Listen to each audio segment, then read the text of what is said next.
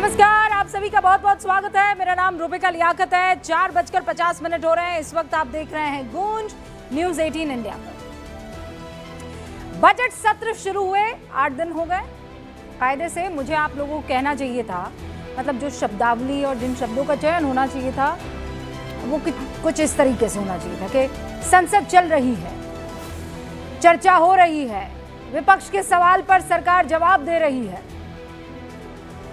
लेकिन मैं इन शब्दों का इस्तेमाल नहीं कर सकती, चयन नहीं कर सकती, क्योंकि सच ये है कि संसद नहीं चल रही है, वहां केवल हंगामा चल रहा है। संसद इज इक्वल टू हंगामा आज की तारीख में हो गया। आज भी संसद में जमकर नारेबाजी हुई, जमकर हंगामा हुआ है। पीएम लोकसभा में तो अपनी बात रख ही नहीं पाए थे, लेकिन गुरुवार को जब राज्यसभा में उन्होंने अपनी बात रखी तो 96 मिनट के भाषण में अपनी सरकार की उपलब्धियां, विपक्ष के सवालों का जवाब, और जब उन्होंने बोलना शुरू किया तो भारत के भूत, भविष्य और वर्तमान सबकी स्थिति साफ कर दी। पीएम ने भारत को दुनिया की तीसरी अर्थव्यवस्था बनने के संकल्प को 2047 में साकार होते विकसित भारत को सुनहरे भविष्य का रोड मैप तैयार करते हुए दिखा दिया। वर्तमान की बात करते हुए पीएम ने ट्रेड डील, इंफ्रास्ट्रक्चर, बेहतरीन बैंकिंग सिस्टम का जिक्र किया, सरकार के काम गिनाए, देश की विकास नीति के आधारभूत स्तंभ रिफॉर्म, परफॉर्म, ट्रांसफॉर्म के मंत्र का जिक्र किया, देश के विकास का रिपोर्ट कार्ड सामने रख दिया। रिपोर्ट कार्ड के बाद मानो पीएम ने अपनी जेब से फैक्ट्स का आईना निकाला और विपक्ष की तरफ घुमा दिया। और शुरुआत उन्होंने मोहब्बत की दुकान से की। कहा कि मोहब्बत की दुकान खोलने वाले मोदी तेरी कब्र खुदेगी के नारे लगा रहे हैं। ये कौन सी दुकान है जो देश के किसी नागरिक की कब्र खोदने की बात करती है? ये किस संविधान से सीख रहे हैं जो लोग के किसी जो देश के किसी नागरिक की कब्र खोदने की बात करते हैं? शब्दशः पढ़ेंगे। भविष्य का रोड मैप, वर्तमान के रिपोर्ट कार्ड के बाद जब पीएम ने इतिहास के पन्ने खोलने शुरू किए तो उन्होंने नेहरू और इंदिरा से लेकर राजीव गांधी समेत कांग्रेस की तमाम सरकारों का जिक्र किया और कांग्रेस की मानो पूरी कुंडली खोल दी। पीएम ने कहा हमारी और कांग्रेस की अप्रोच में जमीन आसमान का अंतर है। एक भाषण का जिक्र किया उन्होंने और बताया कि इंदिरा ने नेहरू जी के साथ बातचीत का उस भाषण में उल्लेख किया था, ईरान में वो भाषण दिया था।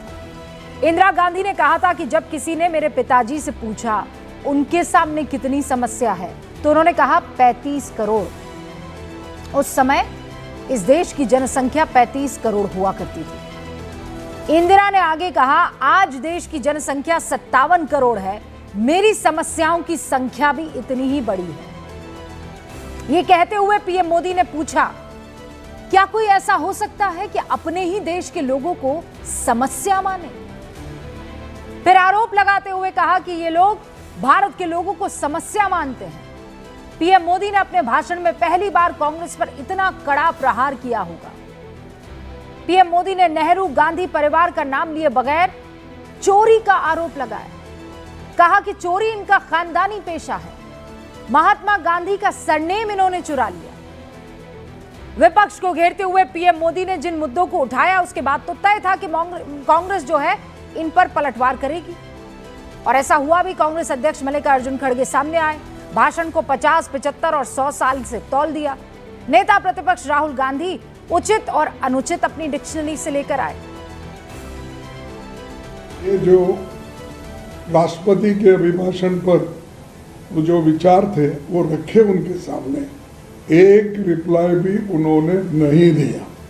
सिर्फ 100 साल का, 75 साल का, 50 साल का बात करते रहे। प्रधानमंत्री ने बहुत सारी बातें, जो उचित समझो, जो उचित समझो वही करो, जो उचित समझो, जो उचित समझो वही करो, जो उचित समझो। उचित अनुचित। उधर उदित राज जाति कार्ड से मोदी के कटाक्ष की काट खोज रहे हैं। ऐसा लग रहा था जैसे विपक्ष के पास मोदी के इन आरोपों का मजबूत कोई जवाब नहीं है, ऐसा लग रहा था। पार्टी के तमाम लीडर इस तर्क के साथ आए कि बीजेपी नेहरू और इंदिरा से आगे बढ़ ही नहीं पाती। लेकिन सच्चाई यह है मित्रों, सियासत की तासीर यही है और ये रही है कि जब भी किसी को घेरा जाता है तो भूतकाल का सहारा लिया जाता है। और अगर ये सही नहीं है तो कांग्रेस इन तर्कों का सहारा लेना फिर भूल जाए। कौन से तर्क? कि जब बीजेपी पर हमला करना हो तो 1947 से पहले के आजादी के आंदोलन का सहारा लिया जाए। प्रधानमंत्री मोदी पर हमला हो तो 2002 के गुजरात दंगों का जिक्र किया जाए। संघ पर हमला करना हो तो 2500 साल पुरानी लिखी किताब मनुस्मृति लेकर आ जाए। राष्ट्रवाद पर हमला करना हो तो 1966 में लिखी किताब बंच ऑफ थॉट्स को लहराने लग जाए। हिंदुत्व पर हमला करना हो तो महात्मा गांधी की हत्या और नाथूराम गोडसे का नाम जुबान पर ले आए। फिर ये तर्क मत लाइए। अगर आपको भूतकाल में नहीं जाना है तो फिर अपने वाले को भी समझा दीजिए। क्या ये सब पुरानी बात नहीं है? क्या ये सब मुद्दे पुराने नहीं हैं? प्रधानमंत्री तो सरकार के कामकाज पर पुरानी सरकार और पुराने प्रधानमंत्री का नाम लेते हैं। आप तो उन पर हमला करने के लिए वो मुद्दे लेकर आते हैं जो फैक्ट के तराजू पर कई बार सही भी साबित नहीं होते। अगर पीएम कुछ गलत कह गए तो बताया जाए कि पीएम ने अपने 96 मिनट के भाषण में यह झूठ कहा है, यह गलत तथ्य पेश किया है। पीएम ने जो कहा क्या वो तथ्य है या तथ्यहीन है, कह दिया जाए।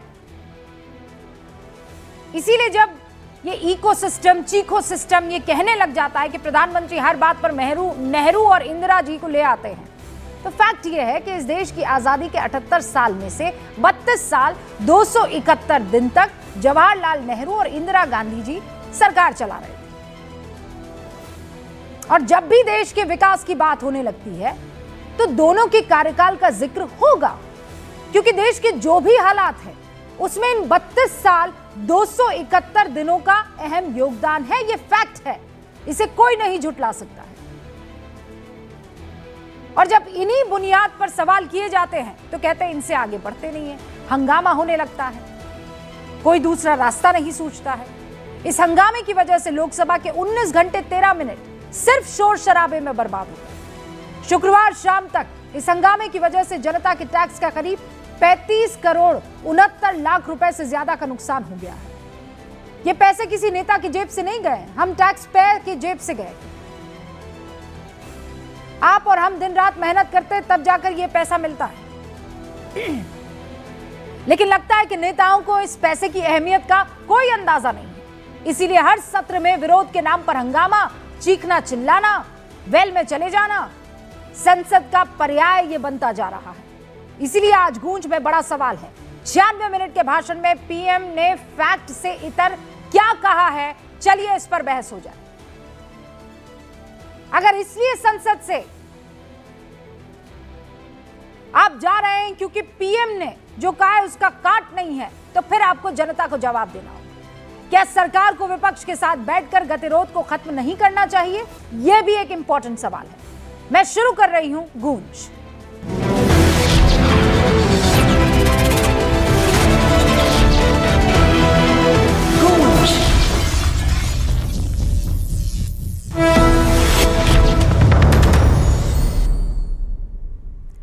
सारे खास मेहमान हमारे साथ जुड़ चुके हैं। भारतीय जनता पार्टी की राष्ट्रीय प्रवक्ता शाजिया इल्मी हमारे साथ जुड़ चुकी हैं। समाजवादी पार्टी के राष्ट्रीय प्रवक्ता अजीज खान साहब, कांग्रेस समर्थक और गांधी परिवार को करीब से जानने वाले तहसीन पूनावाला, राष्ट्रीय लोक मोर्चा के राष्ट्रीय प्रवक्ता Arvind Kumar Vajpayee ji, Sonia a biography 24 Akbar road, leaders, politicians, citizens के लेखक और वरिष्ठ पत्रकार राशिद किदवई साहब भी हमारे साथ जुड़ चुके हैं। अमर उजाला, सीएनबीसी, आवाज और दैनिक जागरण जैसी कई संस्थाओं में लंबे वक्त तक काम कर चुके पत्रकार हर्षवर्धन त्रिपाठी जी भी आपसे कुछ ही देर में हमारे साथ जुड़ने वाले हैं। आप सभी का बहुत बहुत स्वागत है। शुरुआत तहसीन आपसे कर रही हूँ। सबसे पहले तो मैं ये जानना चाहती हूँ कि अम्मी की तबीयत कैसी है? Thank you Rubika ji, operation हो गया, अब she is recovering. Thank you so much. Allah का शुक्र है। अब जरा मुझे ये बताइए आपकी पार्टी की तबीयत कैसी है?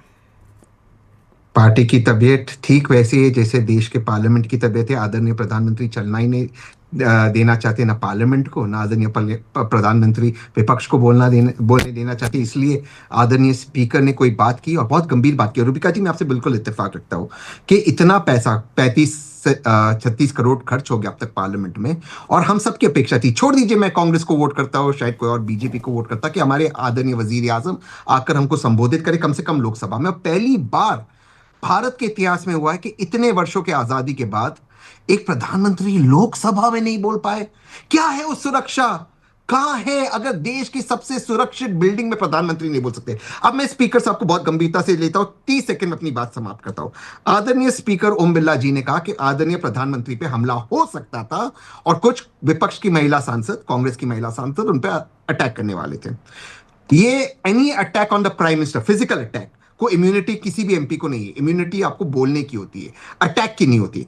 अगर मेरे प्रधानमंत्री पे अटैक होने वाला था और ये physical attack, it is akin to terrorist attack के बराबर होता है, आप उन एमपीज का नाम दीजिए, उन पर कार्रवाई कीजिए। सूत्रों के हवाले से नहीं, स्पीकर का ये दायित्व बनता है। छोड़ दीजिए मैं कांग्रेस के साथ हूं, मैं अपने स्पीकर के साथ खड़ा रहता अगर मैं मेरे पीएम पर फिजिकल अटैक होता। कैसे पीएम पे फिजिकल अटैक होगा? और स्पीकर क्या कर रहे हैं? अगर उनको पता है कि कोई साजिश हो रही, पीएम पे अटैक, फिजिकल अटैक पे। और या तो सुरक्षा नहीं है, अमित शाह जी फेल हो गए और राशिद किदवाई जी बता देंगे क्योंकि पार्लियामेंट को वो कवर करते हैं, या तो स्पीकर गलत कह रहे, तीसरा कोई विकल्प हो नहीं सकता। और स्पीकर सही कह रहे तो स्पीकर शुड टेक एक्शन और इन पे कार्रवाई करनी चाहिए। मैं खड़ा हूं आपके साथ। Tehseen Poonawalla, now I will stop you here. जी, हम जी, भी कई दफा डिबेट करते हैं जी, और मैं तो बरसों से डिबेट कर रही हूँ, आप भी डिबेटर रहे हैं और यहाँ पर जितने भी लोग मौजूद हैं उनको भी इस बात का एहसास है। कई बार ऐसा होता है कि आप तुक में समझ जाते हैं कि इससे एक शब्द और बोलने दिया या इससे 5 सेकंड और आगे जाने दिया गया तो हालात खराब हो जाएंगे, पर्सनल अटैक होने लगेंगे और अगर स्टूडियो में होंगे तो जूतम पैजार हो जाएगी। ठीक है, and that is where you just intervene and you stop them. इसका मतलब ये नहीं है कि हमने डेमोक्रेसी का हनन कर दिया, उनके बोलने की आजादी का हनन कर दिया। हमने सिर्फ ऐसा महसूस किया कि ऐसा हो सकता है, इतनी गर्मी है बातचीत में या इस तरीके के हालात बन रहे हैं, so better let's not do it. तो मुझे नहीं पता है कि वहां पर क्या चल रहा था, किसी को नहीं पता है कि क्या चल रहा था, लेकिन जिस तरीके के हालात और आलम बन गए थे, क्या जरूरत थी वहां तमाम सांसदों को जाकर घेरेबंदी करने की? क्या जरूरत थी? मतलब बाकी सारी चीजें समझ में आ ही रही थी ना। मैं अब तक इस स्ट्रैटेजी को नहीं समझ पाई हूं। महिला सांसदों को आगे करके क्या बताने की कोशिश हो रही थी? जी, क्या चाहता था? बिल्कुल जी रूबिका जी, आज मैं बिल्कुल आपसे इत्तेफाक रखता हूं। मतलब कहीं कोई गुंजाइश ही नहीं आपसे कुछ गलत बोलने की। तो आप बिल्कुल सही कह रहे। एक, आपने कहा हो सकता था, हुआ नहीं अटैक, लेकिन आदरणीय स्पीकर ने सूत्रों के हवाले कहा अटैक होने वाला था। अब दूसरा, क्या जरूरत थी वजीर आजम प्रधानमंत्री को? अरे तो उन्होंने ये थोड़ी कहा कि फिजिकल अटैक, कि वर्बल अटैक, कि कौन सा attack, we do not know ना। करेक्ट। मान लीजिए आप और मैं इस पर हम दोनों आपस में बात कर रहे हैं। नाउ शाजिया इल्मी इंटरवीन्स और आप दोनों में गर्मा गर्मी हो जाती है। नाउ आई थिंक हो सकता है कि आप शाजिया पर अटैक कर ले या शाजिया आप पर अटैक कर ले। आई डू नॉट, वो वर्बल भी हो सकता है, वो फिजिकल भी हो सकता है। Then I interject. ओके, तो मैं ये जानना चाहता हूं, शाजिया 10 सेकंड, मैं आपको एक तस्वीर दिखाना चाहता हूं। 10 second and then Shazia will come to you. 10 second मैं एक तस्वीर दिखाना चाहता हूं। ये वजीर आजम मनमोहन सिंह जी गुजर गए, अब उनकी तस्वीरें, बीजेपी उनके सामने खड़े होकर नारे लगा रही जब वो पार्लियामेंट में, लोकसभा में बोल रहे हैं। वो तो बंद नहीं किए बोलना, बीजेपी पोस्टर के साथ खड़े थे। उनको तो कोई नहीं हुआ कि मुझे कोई मारेगा, हो सकता है मारेगा।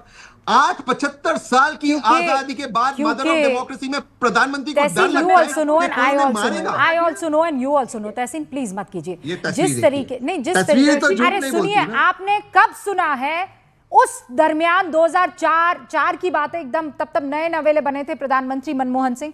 कब सुना मनमोहन तेरी कब्र खुदेगी? वो नफरत किसमें देखी आपने? भारतीय जनता पार्टी के कितने सांसदों को आपने इस तरीके से छाती पीट कर कब्र खोदने वाले बयान देख लियो। अब इस पर जवाब दे दीजिए। उससे पहले प्रधानमंत्री मनमोहन सिंह रोए थे पार्लियामेंट में, ये कहते कि भाजपा सेशन नहीं चलने दे रहे और कह रहे कि मेरा प्रधानमंत्री चोरे सेशन नहीं चलने दे रहे। चेंजिंग द गोल पोस्ट, कोई एविडेंस नहीं था। आप गोल पोस्ट, आप कह रहे हैं अटैक कैसे हो रहा है, आप कह रहे हैं कि कैसे इतना खतरनाक हो सकता था। मैं कह रही हूँ उस दरमियान इस तरीके के हालात नहीं थे कि इतनी नफरत थी सर पर चढ़ी हुई।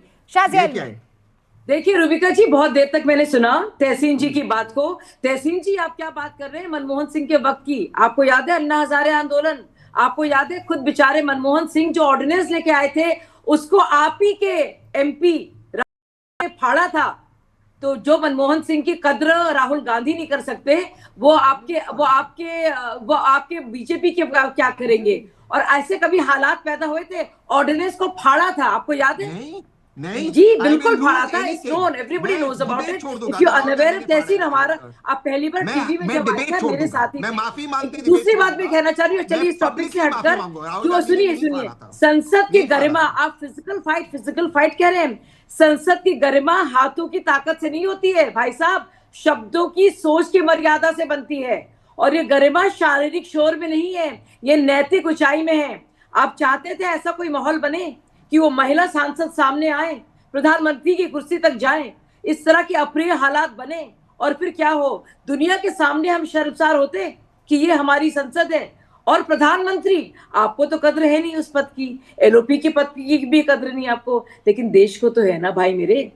तो संसद का सम्मान बाहुबल से नहीं होता है, बौद्धिक और नैतिक बल से वो महफूज रहता है। सुन नहीं तो लीजिए आप। शाहज़ेल और में संसद की गरिमा का नहीं तो आधार- निशिकांत दुबे को कोई ये बात समझाएगा या केवल तहसीन पूनावाला को समझाई जाएगी ये बात? भाई जो चीज आप लोगों के अख्तियार में है उसे तो आप लोग संभाल सकते हैं ना। Now what is your reply to Nishikant Dubey? वो भी तो ऐसी ऐसी किताबें लेकर आए थे ना। ये तो टिट फॉर टैट चल रहा है। संसद कहां चल रही है? तो बदला चल रहा है, नागिन नाच हो रहा है यहां तो।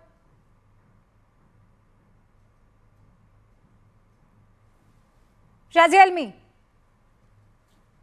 अच्छा, तो आप ऐसी किताब को कोट करना चाह रहे हैं जो पब्लिश हुई नहीं है, बल्कि उस किताब को छोड़िए जिसको आप कोट कर रहे हैं उनकी बात को, और जो लेफ्टिनेंट जनरल है नॉर्दर्न कमांड के, जो बाकायदा रिपोर्ट कर रहे थे ट्रूप मूवमेंट पर, बाकायदा जनरल को, नरवणे जी को, उनकी पूरी टेस्टिमनी है। और उसी आर्टिकल में, उसी कैरावान मैगजीन में उसका जिक्र है। सवाल तो मैं तहसीन पूनावाला से पूछ लूंगी, लेकिन जो किताबें यार हिंदुस्तान में बैन है, निशिकांत दुबे भी तो वो किताबें लेकर आए थे ना नेहरू जी और इंदिरा जी पर बोलने के लिए। शाज़िया जी, राहुल गांधी, आप दोनों की तरफ से यही काम तो हो रहा है, कौन लेगा मॉरल हाई ग्राउंड?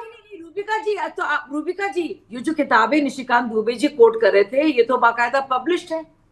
तो आप इसमें बड़ा हर्ज हो रहा है। अगर हम लोग उनको आईना दिखा रहे हैं और बता रहे हैं कि, और हम तो सही कर रहे थे, वो आर्टिकल्स नहीं थे, वो कोई एक्सर्प्ट्स नहीं थे, वो कोई अंश नहीं थे, वो अनपब्लिश नहीं थे, वो मेमोइर्स ऐसे नहीं थे जो क्लियर नहीं हुए हैं, वो बाकायदा किताबें हैं, उसमें बाकायदा तथ्य हैं। जब निशिकांत दुबे कर रहे थे तो बड़ा तकलीफ हो रही है आपको, उसको टिट फॉर टैट माना जा रहा है, और आप अपने देश को एम्बैरस करने के लिए जलील कर रहे हैं आप आर्मी को। आप नेशनल एग्जीक्यूटिव, प्राइम मिनिस्टर के ऑफिस, डिफेंस मिनिस्टर के ऑफिस और आर्मी के बीच में you stand by Nishikant Dubey, you stand by Nishikant Dubey, है ना? नहीं, फिर वो किताबें कोट करे, ये किताबें कैसे ले आए जो पब्लिश नहीं हुई है? मैं ये कह रही हूँ कि देश को इन चीजों में, चाहे वो राहुल गांधी करे कि निशिकांत दुबे करे, मैं यहाँ ये स्कोर करने की जगह नहीं है। मतलब पार्लियामेंट तो मुझे नहीं लगता है। राशिद किदवई साहब, जब मतलब राहुल गांधी ने भाषण दिया उसके बाद से हंगामा रुकने का नाम ही नहीं ले रहा है। मुझे लगता है एक नया प्रेसिडेंट सेट हो गया है कि इससे और कितना नीचे जाया जा सके। देखिए रूबिका, पार्लियामेंट जो है वो मर्यादा और गरिमा के मापदंडों पर चलती है। उसमें एक हाथ से ताली नहीं बजती। जो हम देख रहे हैं उसमें दरअसल काफी समय से जो विपक्ष और सत्ता पक्ष में जो विश्वास और आदर और सम्मान का एक दूसरे के प्रति भाव होना चाहिए, उसका अभाव है। तथ्य जो दोनों साइड से दिए जाते हैं वो तोड़ मरोड़ के पेश करते हैं। मैं आपको 2-3 मिसालें देना चाहूंगा। प्रधानमंत्री की सिक्योरिटी जो है वो ब्लू बुक होती है, एसपीजी होती है, मल्टी लेयर्ड होती है। लोकसभा का स्पीकर जो है वो पूरी पार्लियामेंट के सुरक्षा का इंचार्ज होता है, और अगर उसमें कोई चूक या खामी होती है, मतलब जो फिजिकल बात जो हम कर रहे हैं, तो उसका जिम्मेदार भी स्पीकर होता है और उस पर कार्रवाई होनी चाहिए। प्रधानमंत्री इंदिरा गांधी के ऊपर पत्थर मार के अटैक हुआ था, उनकी नाक टूट गई थी, नाक से खून निकला था उड़ीसा में, वो देश की प्रधानमंत्री थी। बाद में उनकी हत्या भी हुई, राजीव गांधी के ऊपर भी हमला हुआ और उसमें उनकी हत्या हुई। तमाम एक पूरा इतिहास है। तो हमें इसको लेके बहुत ज्यादा संवेदनशील रहना चाहिए। जहां तक किताबों की बात है, रुबिका, हमें उसको भी थोड़ा तथ्यात्मक रूप से देखना चाहिए। जनरल नरावने ने अपनी जो भी उनके हवाले से कहा जा रहा है उसको कोई खंडन नहीं किया। वो किताब छप चुकी है, उसका वितरण के ऊपर सरकार ने रोक लगा रखी है। जो किताबों का हवाला दिया है वो बताई कि किताब, उसमें शी नाम का जो चैप्टर था वो उसमें हटा दिया था, वो छपी हुई किताब में नहीं है। लेकिन ये तमाम बात का बतंगड़ बनाने का कोई फायदा नहीं है। और एक आखिरी बात मैं आपसे कहूंगा रुबिका, आपने जो अभी तथ्य पेश किए कि इतने घंटे नहीं चले और इतने लाख करोड़ का नुकसान हुआ, कोई 1951 से लेकर के 2014 तक का हिसाब देगा? नहीं राशिद भाई, 500 घंटों का तो मैंने कैलकुलेशन किया है। आप उसका उस टाइम की करेंसी का कैलकुलेट करिए, कौन विपक्ष में था। तो ये तो बहुत इलिटिस्ट बात राशिद करना है कि भाई, टैक्स पेयर का जनरल नुकसान हो रहा है, नरावने ने खुद कहा मैं है टैक्स ये पेयर हूं। बात। दरअसल ये अरुण जेटली और सुषमा स्वराज दोनों ने ये बात कही थी और खुलेआम अलग एलान कहा था कि disruption is very much part and parcel of I democratic process. Understand, part and parcel तक तो समझ में आता है रशीद साहब, लेकिन जब आप उसको मेन चीज बना दे, कहाँ काम हो पा रहा है बताइए? मतलब घंटों को हिसाब दे दे। अब आप ये कह देना कि ये सरकार का काम है, सरकार का नहीं। मुझे लगता है ये 50-50 है, दोनों को इस बात का ख्याल रखना होगा कि सदन को चलने देना है। अजीज साहब, मैं आपकी टिप्पणी चाहूंगी और उसके बाद मुझे ये जानकारी मिली है कि कुछ मिसहैप हो गया है, आप ज्यादा देर तक हमारे साथ नहीं टिक पाएंगे, रुक पाएंगे, और इसीलिए आप अपनी बात रख ले पहले। देखिए रुबिका जी, इसमें बहुत लंबी बात नहीं कहनी है। जो कुछ इंसिडेंट मैं देख रहा हूं लगातार पिछले 2-3 दिनों में हो रहा है पार्लियामेंट को लेकर के, और जिस तरह माननीय प्रधानमंत्री जी को बोलना था लोकसभा में, वाकई में ये बहुत दुखद है कि जिस तरह तमाम चीजें निकल करके आई, स्पीकर साहब ने जो सवाल खड़ा किया और जिस तरीके की बातें कही कि माननीय प्रधानमंत्री महोदय के लिए खतरा है, तो ये वाकई में संसद है और जो दुनिया का या यहां तक कह सकते हैं कि इस मुल्क का सबसे सेफेस्ट जगह है। अगर वो उस जगह पर खतरा है तो मुझे लग रहा है कि फिर एक आम जनता और एक आम लोग हर जगह मेरे ख्याल से खतरा महसूस करेंगे। जहां पर इतनी हाई सिक्योरिटी होती, हाई सिक्योरिटी अलर्ट होता है, उसके बाद इस तरीके की बात आई, तो मुझे लग रहा है कि कहीं ना कहीं कुछ ऐसी बात रही कि शायद माननीय मोदी जी शायद बोलना नहीं चाह रहे थे या शायद विपक्ष का जवाब नहीं देना चाह रहे थे, क्योंकि बहुत सारे सवाल खड़े हो गए और वो सवाल नहीं, तो राज्यसभा में क्या है, उस सवाल का जवाब राज्यसभा में कैसे दे दिया अजीज भाई? ये क्या बात? राज्यसभा में अरे थोड़ी तो अपनी जिम्मेदारी आप लेंगे ना। आपने देखा कि क्या हड़बड़ाहट थी और क्या मुझे अच्छे से याद पड़ता है, आप लोग वही लोग हैं जो मणिपुर पर बोलिए और जब प्रधानमंत्री बोलते हैं तो वॉकआउट कर जाते हैं, फिर आप कहते हैं फला पर बोलिए और फिर उस मुद्दे पर बोलते हैं तो आप लोग नारेबाजी शुरू कर देते हैं। अभिभाषण पर आप जवाब चाह रहे थे और वहां वेल में जाकर तमाम महिला सांसदों को खड़ा कर दिया गया, और उसके बाद जब लोकसभा स्पीकर किसी तरह का कोई डिसीजन लेते हैं तो आप कहते हैं ये तो बहुत बड़ी चूक है प्रधानमंत्री को। तो आप चाहते थे कि जो आप लोगों ने स्ट्रैटेजी तय की है वो स्ट्रैटेजी मुकम्मल हो जानी चाहिए थी। लोकसभा स्पीकर ने जो कुछ किया वो गलत किया, आप जो कर रहे हैं वो एकदम सही कर रहे हैं। देखिए विपक्ष का काम है सत्ता पक्ष से सवाल करना और जवाब लेना। अरे सवाल करने का ये मतलब थोड़ी है कि आप जो है सारे रूल्स एंड रेगुलेशंस तोड़ देंगे सर। इस तरह एलिगेशन, अरे रुबिका जी बात सुनिए ना मेरी बात, इस तरह एलिगेशन कि साहब विपक्ष हमला कर देगा, वहां की जो महिला सांसद हैं वो हमला कर देंगी, ये मुझे लग रहा है कि ये तर्कविहीन है और ये मुझे लग रहा है ये बहुत उचित नहीं है। ये इतिहास में पहली बार ऐसा हुआ है कि इस तरीके का स्टेटमेंट एक माननीय प्रधानमंत्री जी के लिए दिया गया, जो शायद मुझे लग रहा अभी तक हुआ नहीं और आगे आने वाले वक्त में नहीं होगा। ये वाकई में बहुत चिंता का विषय है। अरे चिंता का विषय ये क्यों नहीं दिख रहा है कि ये मामला यहां तक पहुंचा कैसे सर? मैं कह रही हूं कि आप लोग सब मिलजुल कर एक there something called as respecting the chair, इस बात का ख्याल आप लोग रखने से क्यों अपने आप को दूर कर पाते हैं, मैं ये नहीं समझ रही हूं। हमारे साथ हर्षवर्धन त्रिपाठी जी भी जुड़ चुके हैं। हर्षवर्धन जी, ये अब बात इस बात पर आ गई कि देखिए सदन में प्रधानमंत्री की सुरक्षा में चूक, तो इसके लिए जिम्मेदार भी प्रधानमंत्री हैं, उनकी सिक्योरिटी में रहने वाले तमाम पर्सनल्स ही हैं, अमित शाह हैं। देखिए रुबिका जी, जो सवाल आप कर रही हैं सबसे पहले तो उसकी स्पष्टता होनी बड़ी जरूरी है। एक तो ये कि कभी भी ऐसा नहीं हुआ कि नेता प्रतिपक्ष किसी एक बात पर 2-2 दिन समय मिलने के बाद अड़ा रहे, जिद्दी बालक की तरह व्यवहार करे और उसके बाद उसकी पार्टी कहे कि चूंकि नेता प्रतिपक्ष के तौर पर नहीं बोल पाए इसलिए प्रधानमंत्री जी भी अब बोल पाएंगे या नहीं बोल पाएंगे, ये ध्वनि आने लगे। ऐसा कभी नहीं हुआ है। मतलब संसद के इतिहास में कभी ऐसा हुआ ही नहीं। नंबर 2 ये जो 2004 की डॉक्टर मनमोहन सिंह जी की घटना का जिक्र किया जाता है, संसद में लोग आए, वेल में खूब कूदे, कागज फाड़े गए, लेकिन कभी प्राइम मिनिस्टर की चेयर की ऐसी घेराबंदी नहीं हुई है। ये हो गई नंबर 2 बात।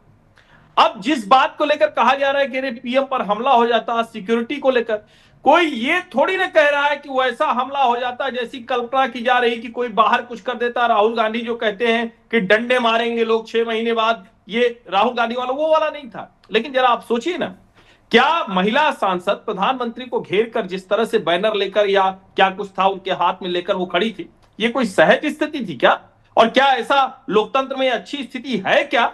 आप धरना, प्रदर्शन, नारेबाजी, पिछली बार भी जब प्रधानमंत्री बोल रहे थे, राहुल गांधी जब बोले तो सबने सुना, जब प्रधानमंत्री बोल रहे थे तो उन्हीं के चेयर के आगे पूरा विपक्ष, और बाकायदा दिखा कि राहुल गांधी भी कह रहे हैं कि जाओ जाओ, पूरा विपक्ष आकर खड़ा हुआ। प्रधानमंत्री ने पानी का ग्लास उनकी तरफ भी बढ़ाया। और मैं फिर कह रहा हूं, यह बेहद शर्मनाक है और इसका बचाव करना और ज्यादा चिंता पैदा करता है। मैं फिर कह रहा हूं कि सत्ता पक्ष और विपक्ष दोनों को ठीक करना पड़ेगा। मैं इसके पक्ष में हूं कि राहुल गांधी को भले वो अनपब्लिश्ड बुक है बोलने देना चाहिए था, उसके बाद उसका जवाब देते, अच्छे से खारिज कर देते। लेकिन क्या राहुल गांधी इस तरह की अकड़, इस तरह की जिद, और फिर मैं कह रहा हूं ये माई वे और हाईवे ये नहीं चल सकता है। लोकतंत्र है, गांधी परिवार का सेंस ऑफ एंटाइटलमेंट जो है, जिसकी वजह से उन्होंने रवनीत सिंह बिट्टू को गद्दार कह दिया, वो उसी दिशा की तरफ ले जाता है। ऐसे में आप सोचिए क्या क्या हो सकता है। पिछले में क्या हुआ था, प्रताप चंद्र षडंगी के ऊपर हमला हुआ था या नहीं हुआ? उनके सर पे, माथे पे चोट आई थी या नहीं आई? अब उसको कोई कहेगा कैसे गिर गए, कैसे नहीं गिरे, लेकिन ये सब दृष्टांत हैं, ये प्रेसिडेंस है हमारे सामने। इसलिए अच्छा हुआ कि प्रधानमंत्री ने उस अपनी स्थिति की तरफ सदन को नहीं ले गए। और देखिए यहाँ पर बात अब आगे निकली ना, उसके बाद ये जो सेंस ऑफ एंटाइटलमेंट की बात तहसीन बार बार हो रही है। मैं आऊं तहसीन, उससे पहले वाजपेयी जी भी हमारे साथ जुड़े हुए हैं। अरविंद जी, कल प्रधानमंत्री नरेंद्र मोदी ने जब राज्यसभा में अपनी बात कही तो उन्होंने बहुत से पन्ने पलटे इतिहास के, और उसके बाद आपने खरगे जी को भी सुना, आपने राहुल गांधी को भी सुना। राहुल गांधी तो उससे ही बाहर नहीं निकल पा रहे हैं कि जो आपको उचित लगे वो कीजिए, जो आपको उचित लगे वो कीजिए। मतलब वो बिल्कुल उस चीज़ की याद दिला रहा था, वोट चोर गद्दी छोड़, उसकी याद दिला रहा था कि आपने रफेल पर, आपको याद होगा, चौकीदार चोर है। फिर आज की तारीख में कह रहे हैं कि जो आपको उचित लगे। He brings out one line and then he sticks to it, उसके बाद वो आगे बढ़ते नहीं हैं।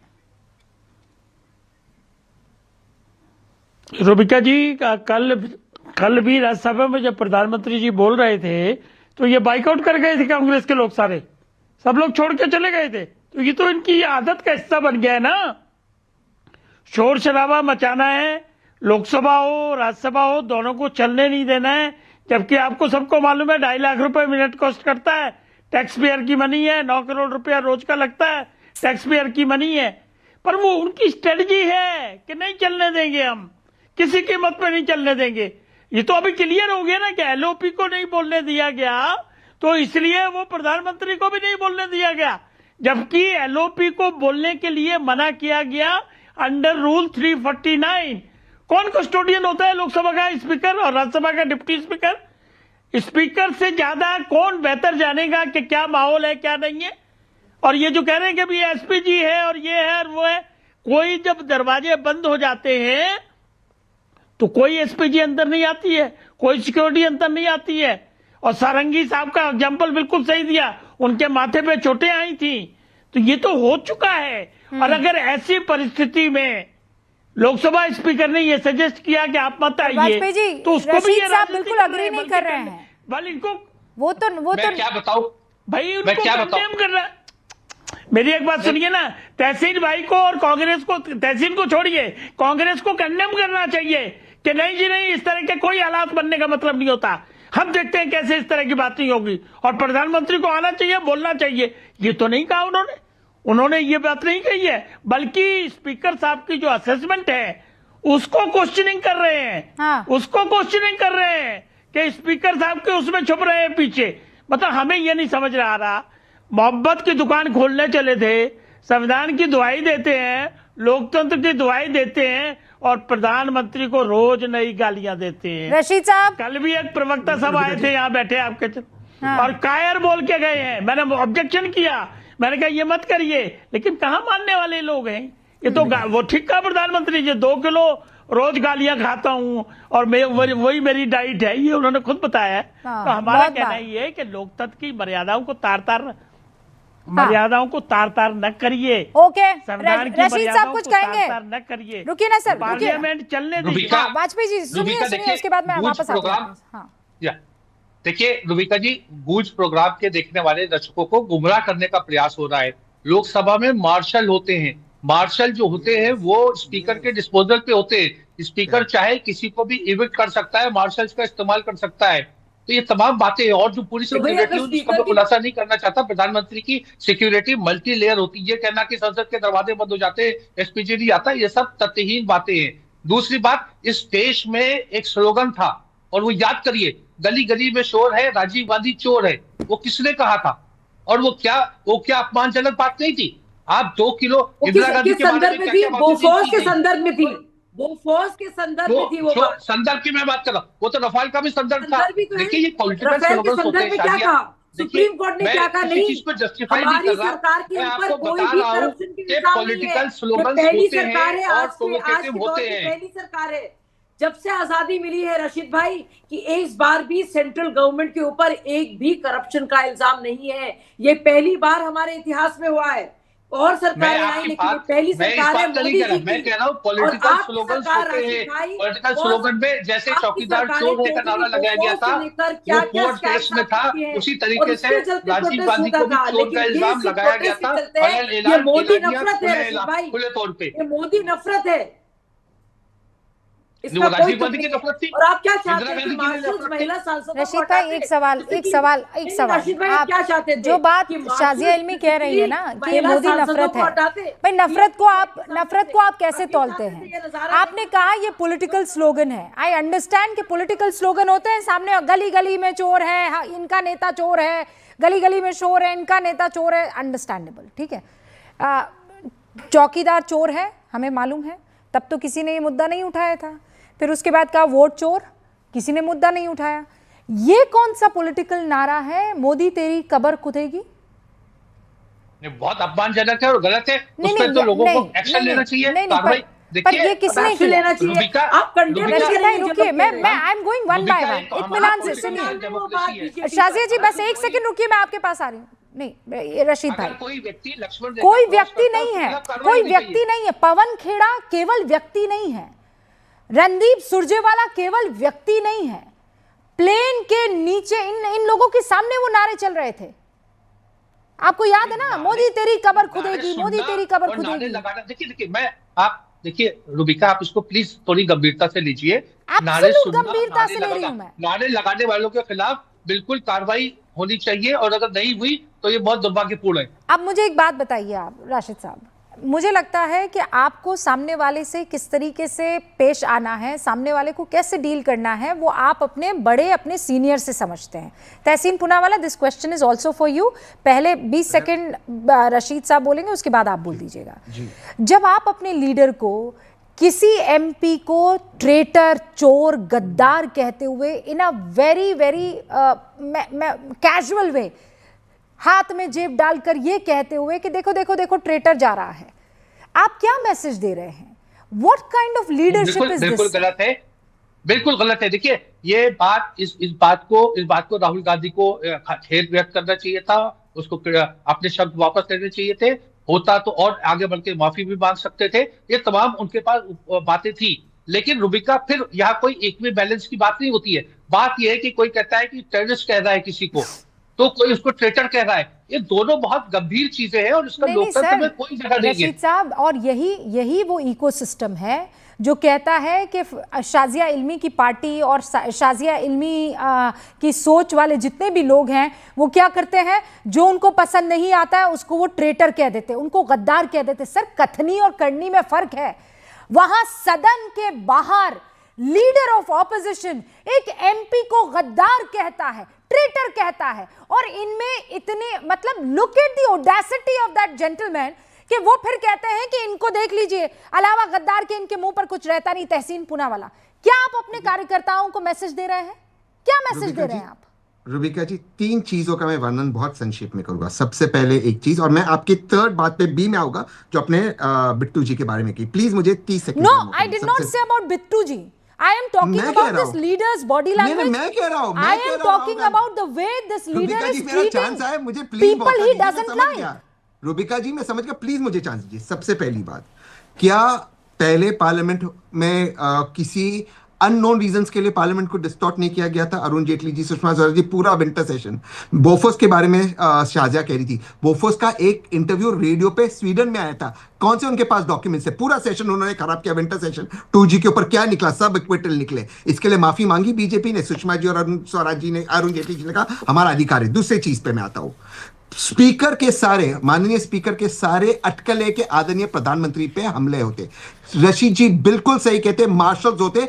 मैं खुद कहता हूं अगर प्रधानमंत्री पे अटकले होते, हमले होते, we will not support it. In fact इसकी तुलना आप कह रहे कि रणदीप सुरजेवाला प्लेन के नीचे नारे लगा रहे थे। भाई पार्लियामेंट की बात करो, पार्लियामेंट की बात क्यों आता हूं मैं कंडेम करता हूं राहुल गांधी जी। मैं कांग्रेस का सपोर्टर, और उनके साथ इर्द गिर्द जो लोग थे, वो नारे नहीं लगने चाहिए। राहुल गांधी जी को भी समझना चाहिए, वो आप 55-56 साल के हो गए, उनके इर्द गिर्द जो लोग हैं, they must be maturity and Gravitas in the opposition. मैं 100% इससे एग्री करता हूं। जो बिट्टू, प्लीज आजा जी, जो बिट्टू के साथ हुआ गलत हुआ, नो इफ नो बट। मेरे में हिम्मत है कहने की, लेकिन प्राइम मिनिस्टर के साथ कुछ नहीं हुआ। प्राइम मिनिस्टर का कर्तव्य बनता लोकसभा को संबोधित करे, और 75 साल की आजादी के बाद अगर हमारे देश के प्रधानमंत्री हमारे लोकसभा में नहीं बोल सकते क्योंकि स्पीकर अटकलें लगा रहे कि उन पे हमले होते, तो कहीं ना कहीं speaker should resign. Alright, Shahjahan में 30 सेकंड। मोतीलाल नेहरू ने कांग्रेस पार्टी छोड़ी, इंदिरा गांधी ने कांग्रेस पार्टी तोड़ी, शरद पवार ने, ममता बनर्जी ने पार्टी छोड़कर नई पार्टी बनाई। तो क्या आज से राहुल गांधी इन चारों को, इंक्लूडिंग मोतीलाल नेहरू जो उनके ग्रेट ग्रैंडफादर है, इंदिरा गांधी जी, शरद पवार और ममता बनर्जी को गद्दार बोलेंगे? मैं सबसे बड़ा सवाल, मैं इत्तेफाक रखता ही नहीं जो राहुल गांधी जी ने बोला, but that does not justify जो प्राइम मिनिस्टर ने किया। Let me speak. Another thing, Bofors की जो बात थी, तहसीन बोफोर्स की बात थी, पूरे देश में ये नारा था। और यहाँ पे स्पीकर जो है is the leader of the house, प्रधानमंत्री भी उसके अधीन होते हैं। मैंने खुद सुना स्पीकर को 6 बार कहते हुए कि आप प्राइमरी सोर्स दिखाइए, ये काफी नहीं है। बट राहुल गांधी इंसिस्टेड, और राहुल गांधी ने जिस तरह से गद्दार शब्द कहा है, मुझे अफसोस होता है क्योंकि कॉलेज का कैंपस है।